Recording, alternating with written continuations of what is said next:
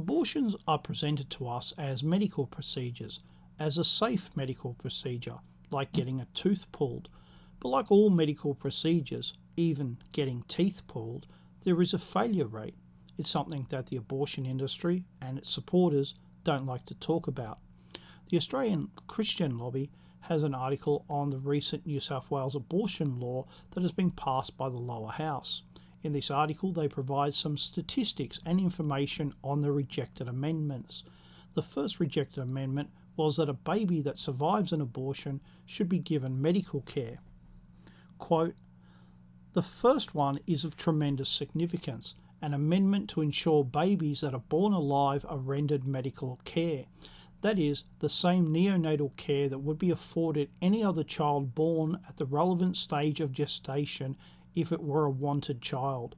Astonishingly, the Parliament said no. Babies born alive as a result of botched abortion procedures must be left to die. In Victoria, between 2009 and 2016, there were 304 babies born alive because abortions failed, but were then left to slowly die on operating tables and rendered no care. In Western Australia, between 1999 and 2015, at least 26 babies were born alive after failed abortion attempts. They too were left to die. Gemma Tognini writes in the Daily Telegraph, "An amendment to provide medical care to babies that survived abortions was somehow voted down. Voted down. Say that aloud if you dare. A baby born alive who needs medical help is left to die. My heart breaks." End quote.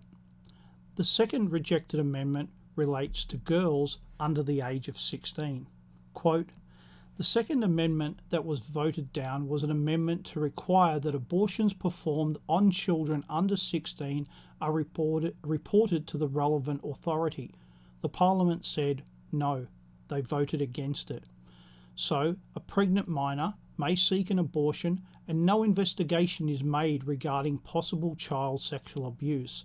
It's not even brought to the attention of any authority. The bill in its current form in fact contains provisions for overruling the wishes of parents when an abortion is requested by their child who is a minor. We know that girls who abort rather than carry a pregnancy to term are 5 times more likely to seek help for psychological problems thereafter, 3 times more likely to report trouble sleeping, and 9 times more likely to report marijuana use.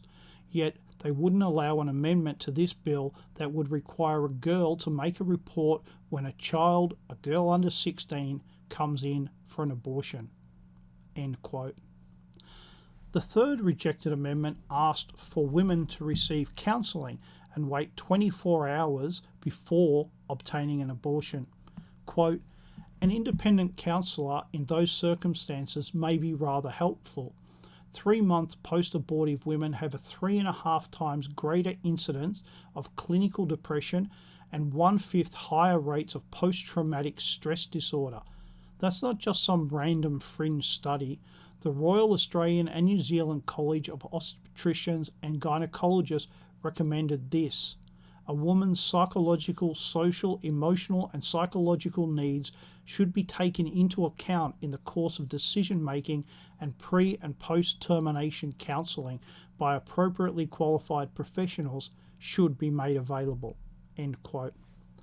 The fourth rejected amendment was that no doctor can refuse to provide a referral due to their personal objection to abortion. That includes any religious or philosophical objections. The fifth rejected amendment is that sex selection is not banned.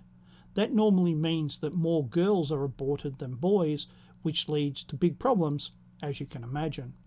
Quote, "Melbourne doctor Mark Hobart was disciplined by the Medical Board of Victoria for declining to refer a couple for an abortion because the child was a girl. They wanted a boy. Whilst Dr. Hobart was disciplined by the Medical Board, the doctor who performed the abortion was not. Nature magazine says some 45 million girls worldwide were never born because of the use of sex-selective abortions during the past half-century." End quote. This law is currently, 2019, before the New South Wales Upper House, but it is based on laws that are already in operation in Queensland and Victoria. The article that this information comes from is part of a talk given by Martin Ills, the head of the Australian Christian Lobby, and is well worth checking out. When you see things like this, we have to remember that the clowns that run Clown World are evil.